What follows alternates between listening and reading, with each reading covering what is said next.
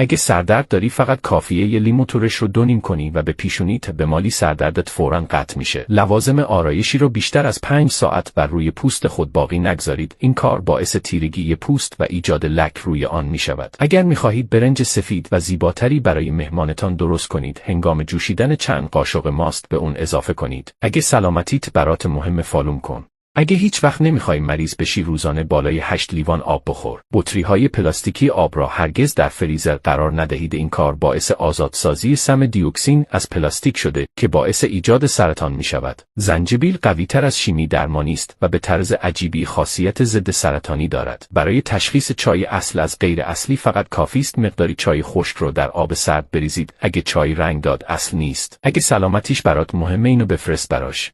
اگه معده درد داری، زنجبیل بخور. اگه ریزش مو داری، تخم مرغ بخور. اگه مشکلات گوارشی داری، سیب بخور. اگه سردرد داری، زیاد آب بخور. اگه همه اینا رو با هم داری، سیاه‌دانه بخور. اگه سلامتیت برات مهم، فالوم کن. هیچ وقت عکس کارت ملیت رو برای کسی نفرست، حتی برای نزدیکترین دوستت. هرگز با موهای خیس نخواب، چون باعث ایجاد عفونت مغز میشه. اگه حس میکنی گوشیت هک شده، سریعاً کدی که تو کپشن برات نوشتم رو بزن. هرگز چای کیسه‌ای نخور، چون باعث ایجاد سرطان میشه. اگه مسموم شدی، نان بخور، چون نان در دستگاه گوارش مواد سمی رو جذب میکنه. هیچ وقت چای کهنه دم و پر رنگ نخور، چون باعث ایجاد کمخونی شدید، زخمه معده و مشکلات گوارشی میشه. اگه سلامتیت برات مهم، فالوم کن.